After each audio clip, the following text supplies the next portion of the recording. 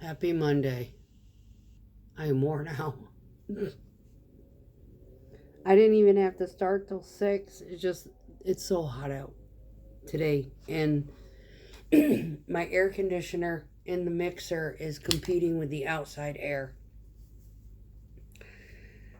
I just walked in the door. I had to go to the grocery store. I had to get beer. Today is definitely a cold one kind of day. Now, I usually, I store them outside of the fridge, so I drink them at room temp most of the time. But today I needed a cold one, so we got some from the store, so they're cold already. I got warm ones. They're down underneath. I'm a flake. Anyway, my daughter came home from the hospital today. She's doing really good. Her husband, my son-in-law, God, I love that guy. He's such a great guy. Anyway, he was giving me a full report. She's doing really good with the baby. She's doing better. They ran into complications where she ended up bleeding a lot more than anticipated, and they ended up having to do blood transfusion, and then did more labs, checked her red blood cell count, and it was still kind of on the low side of life, so they did another one before she went home, and they got her on some antibiotics and whatnot to assist with healing and some probably pain med type of thing. But I haven't gotten the gory details of her birth yet, so I'll just save that for her. She can tell me the story when I get there. But yeah, he's super, super attentive, super, super supportive, and he's everything I would have wished for myself, for that matter. But I am completely blessed that my daughter has gotten somebody that, bar none, best guy, best personality, humble. He's not a douche. He doesn't undermine people. Like, he's a super fucking guy, right? And so, I mean, couldn't have asked for better for her. So, baby is freaking cute. Oh my God, this baby is cute. He's the cutest. She has got the biggest little cheeks and a full head of hair. Yep, looks just like her mother if her mother had weighed 9 pounds at birth. Yeah. She looks like a fluffy version of her mom. My daughter was 5 weeks premature. So anyway. But yeah, she's full head of hair. And God, I hope she has the same gene. So that way she doesn't, like a little mini me, She doesn't lose her hair. Shit, I was putting little bows and barrettes and things in my daughter's hair. Her first haircut was 4 months old. I swear, because her bangs, I trimmed them enough, and then the top pieces I would put in little ponytails. They'd stick up straight from her head, looking like little fucking antennas, like Cindy Lou Who. Yeah, God, my kid was cute. Anyway, great baby, happy most of the time. Till her formula was like bothering her. I can't remember how old she was at that time, probably 3 months. And her daycare provider is like, something's wrong. We need to change her food. And she cries after she eats, right? So I was like, okay. So called sister. Sister recommended something. She goes, and not to mention, it's probably half the price. So go try that. Just buy 1 can and see how it works, right?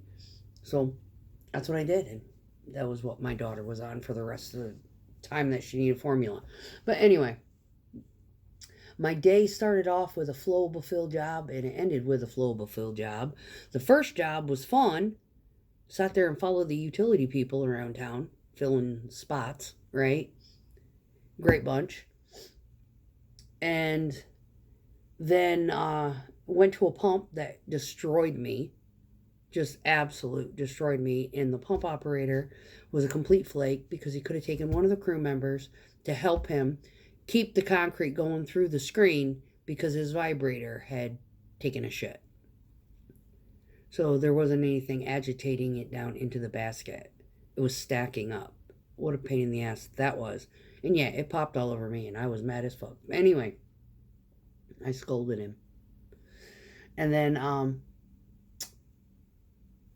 went to another pump. I hate pumps. I don't know what the hell is going on. Anyway, and that one was a footing, and that guy was actually pretty cool. I think I got into him one night on a night pour. I think he was aggravated with it too. But anyway, yeah, his horn wasn't working, and they were stopping like mid-truck. It's like, just empty the fucking truck. And then hold up, pumping out the next one. Right? Yeah, he couldn't tell these fuckers anything. And yeah, they gave us hell. And yeah, it was... And we were redoing it. Basically, the super or the project manager or whatever had come up to me that night with that pump operator, the one I dealt with today. He was totally cool today. Had said that it was a tear out redo because they tried to do the same thing in the late afternoon and it got away from them and it looked like shit. And you know, nope, tear it out. So yeah, they spent an entire 2 days tearing out all that work. And then this pump operator got called out to do it in the middle of the night when it was cooler. And he was, yeah, probably not happy. Anyway. He was cool today, though. But his pump had grease on the pistons. And it transferred onto the low-lying branches. So when my truck came through, I ended up with this man's grease all over my drum. And catch in front of the, hopper. Yeah, bloodbath. Anyway, they have to grease them. So, I mean, no harm, no foul. However, I know it wasn't my grease. It wasn't anybody else. It was their grease because they use red. We use black. Moving on from that one, we get to the last one. This guy is a complete tart. They're doing this flowable fill job, and it is soupy flowable fill. It's not, filling in to do asphalt over top of it. This is filling a pipe. And I have done one of these before, and the whole crew was completely oblivious because when you do one of these, you have to do it super, super wet, and you have to have a weep hole. You have to have a vent hole to push the air out. Otherwise, it packs in there with the air, and it starts to back blow into the hole that you're trying to blow into, and it clogs up. It's not that it clogs, it's just got nowhere to go because there's fucking air in the way, right? These people, they don't think. Anywho, so to remedy the fact of thinking that it's the ball valve on the smaller line that they originally started this job with, they decided that they were going to cut a hole and weld a bigger ball valve with a bigger inlet, but they left the other ball valve there. And if that ball valve had been left open just a teeny bit, it was just enough to let the air out, and it flowed. Too easy. Yeah. But while we were waiting for them to figure out their MacGyvering of this whole thing, after we tried to do it twice on the smaller one and it kept backing up, because you don't have an air vent to let the air out. That was the problem. So,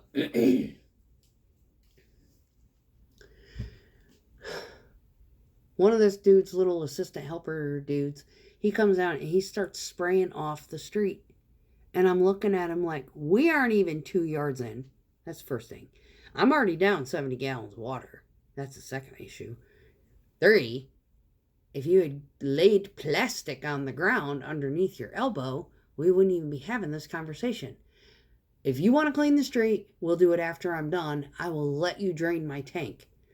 But you are by no means going to wash the street while I have to clean this truck up.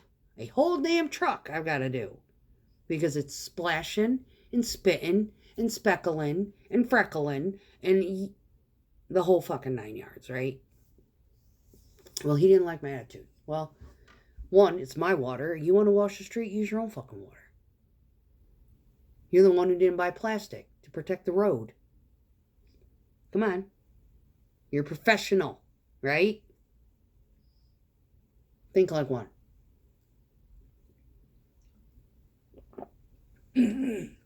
So, that was the end of mine. I went to the store. Got some beer, some pineapple, some cream cheese, some butter.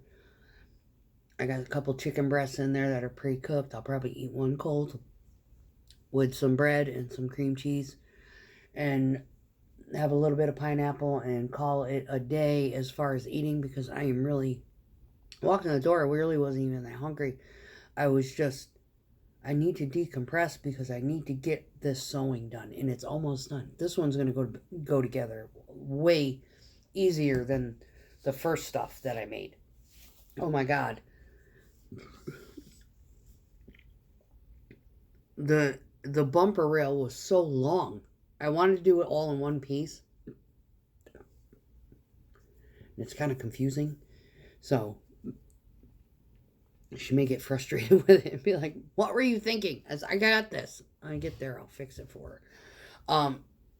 But yeah, there's a lot of little accessories and stuff that went along with this entire thing. I want it to be just absolutely perfect for this grandbaby. I've kind of gone a little bit overboard. But you know what? This is my first grandbaby. And you know what? If she has another baby and it's a girl, you know, she's got it decorated already. If she has a little boy, then off to Hobby Lobby I will go. And we will get Timmy the train and God knows what else. You know, she... Probably little boats. It'll probably be a sailor theme. Yeah. Something.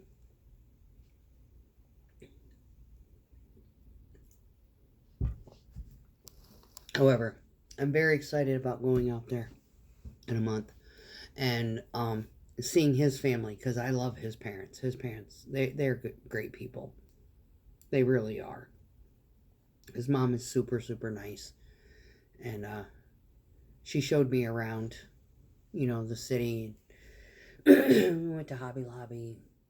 You know, we had a day, and we went to lunch, and yeah, and we talked about some stuff. And she didn't really pry. She asked, and I answered as subtly as I could in respects to the parental arrangement regarding my daughter and my sister. And what she is probably told from my sister is, you know, it's just, my sister had talked a lot of shit. I remember having a conversation trying to, you know, thank my daughter's aunt on her dad's side for being involved, making an effort to be involved with my daughter, you know, wanting her to come visit, whatnot.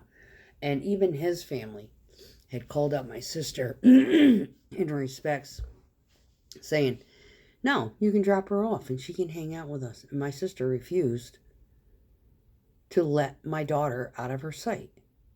She did not trust anybody. And now that I look back on it, it was paranoia. In all regard. You know, she was fucking paranoid that my child would want to stay there or prefer to be with them and not her. That kind of, you know, element. I never got a chance to have my daughter alone after she went to go stay with her. She had my daughter's head so fucked up. Even me and my daughter have had conversations about this.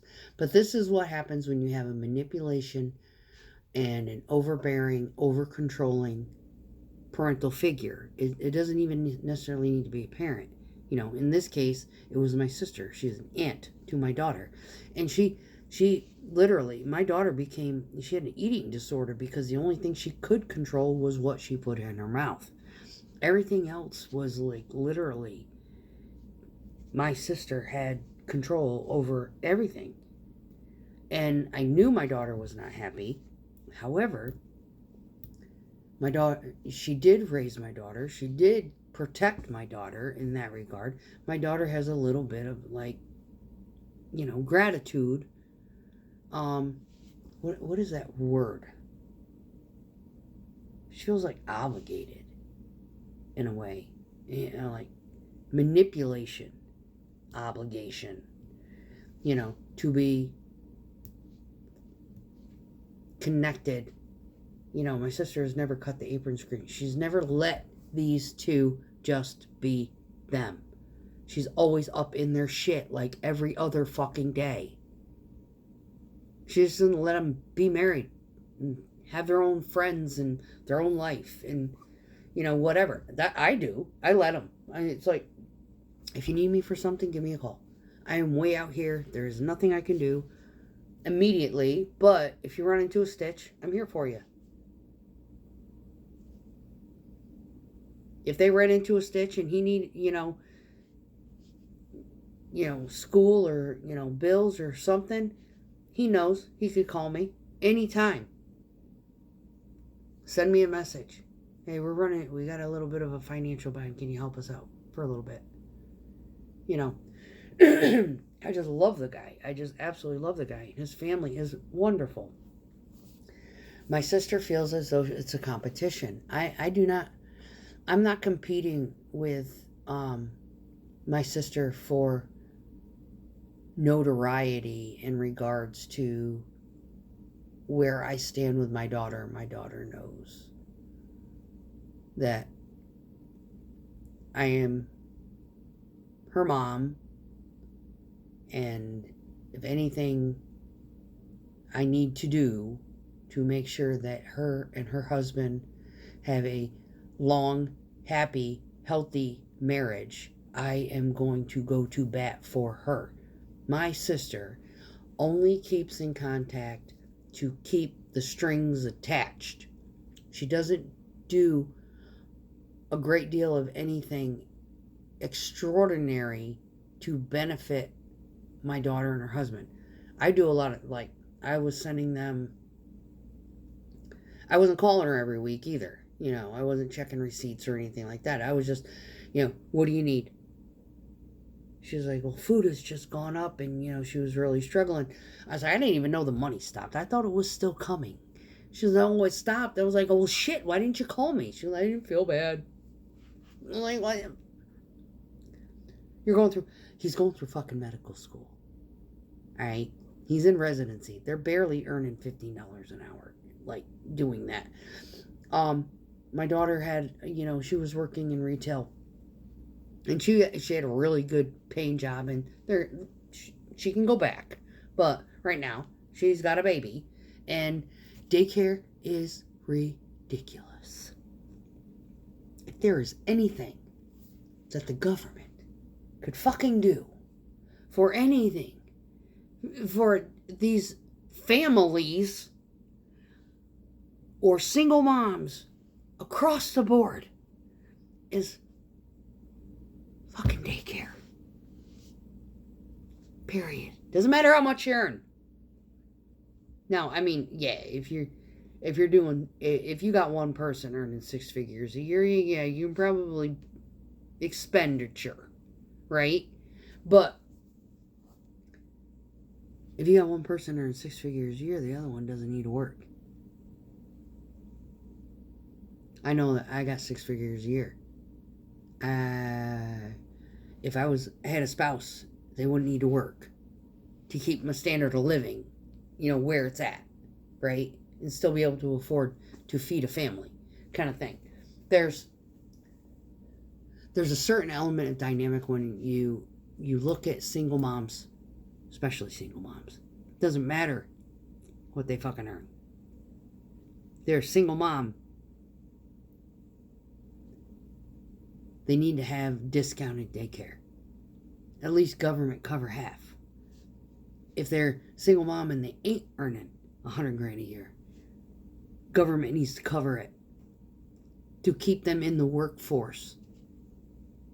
The work ethic, keep it in check. There needs to be a revamp of the child care system on a whole. And that is the reason, and that is 99% of the reason why people in America are not having as many kids. They're not going to have kids if they've got to spend $1,000 a month on fucking daycare for one child. Or close to it. Yeah, it's up there. I mean, shit, when my daughter was when she was a baby, it was $190 a week. That's $800 a month. Out there in Colorado. This is one of the regrets that I had. I paid $200, I think it was, how much did I pay? $150? $250 a month. For daycare. My daycare provider had my daughter 11 hours of fucking every day.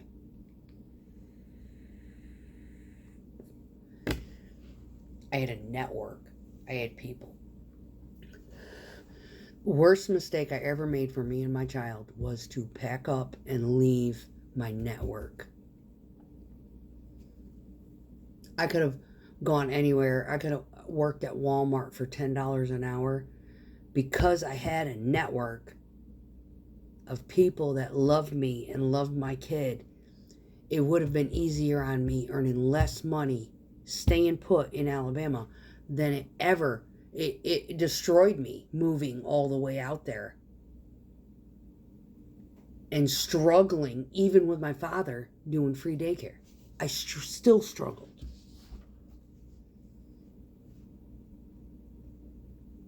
Struggled emotionally, psychologically. My mental health was fucked. Nobody cared about me. The whole situation was like completely devaluing and emotionally degrading. When I look back on it, it's like, God, nobody ever asked, hey, are you okay? No, I'm not fucking okay. I don't even know where the VA center is in Colorado Springs. Never been there. And I needed them. Bad. No one ever asked. My sister's entire agenda, it was like she had an ulterior motive. And it was that she had an ulterior motive from the fucking jump. She was going to take custody of my child no matter what.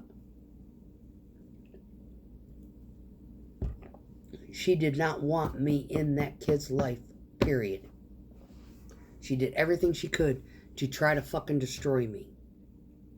It'll be one day, I hope, here soon, that my daughter will put her foot down.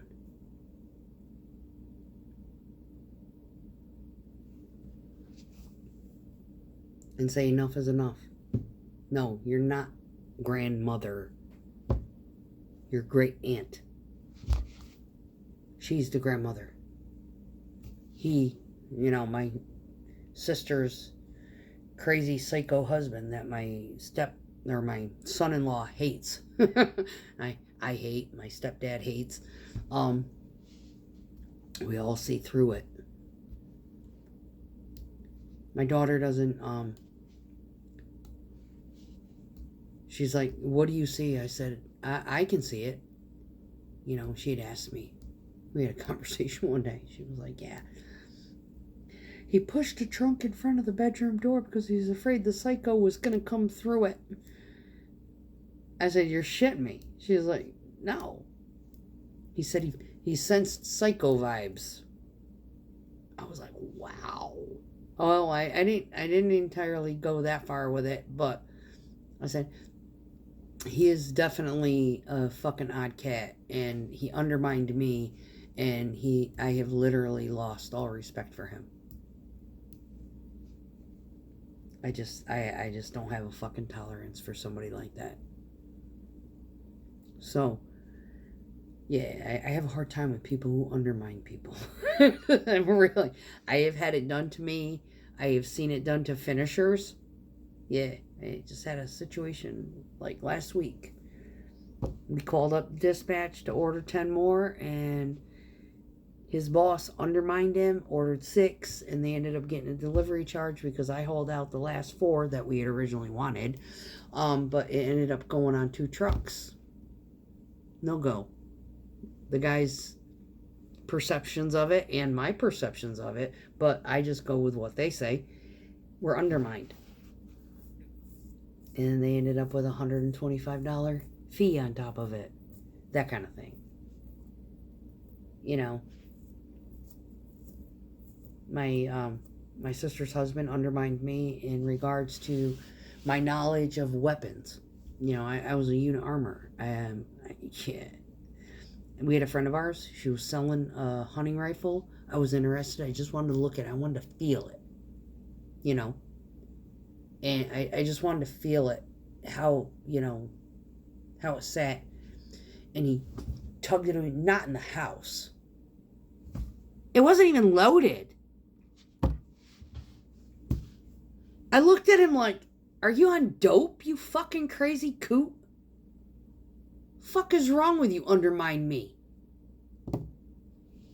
I can probably bet money I got more fucking weapons than you. Right now. In my pocket. Fucking asshole. I was just like, whoa. And that was before they were even married. I saw through his shit before they were even married. Oh, and there's a laundry list of other shit that I was like, dude, you are a fucking whack job. My son-in-law saw it first fucking time he met him. It took I'd met him on like Christmas or something. Took 3 months of going up there to really, for his colors to start showing through. But my son-in-law, he saw through that shit immediately. That's why I love the guy so much. Nothing gets past him. He is so perceptive. So anyway, I am home. I'm going to get doing this. That's number 1. But I want to get this stuff pinned together.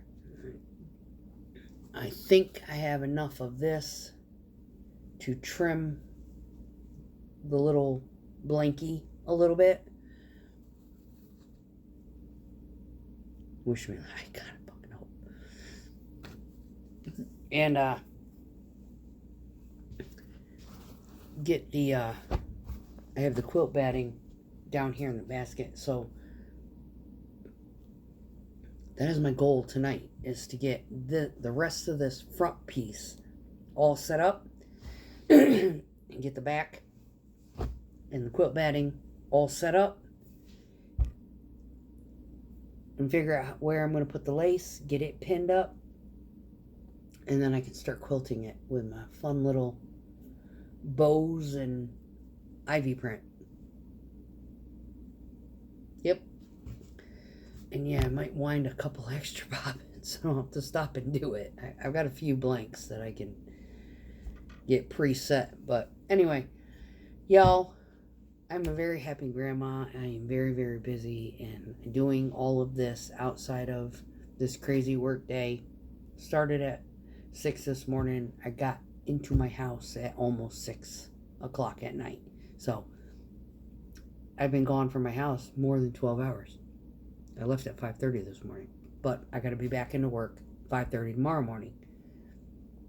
Left the grocery store at 5:30. So got to get me a little bit of victual, get me cleaned up. Man, I'm sweaty, salty, and nasty. I just want to get all the salt off. And then get therapeutic with the sewing. I got goals.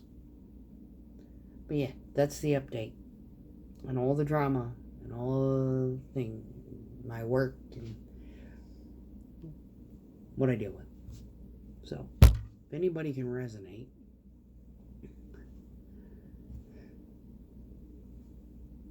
you're welcome. You're not alone.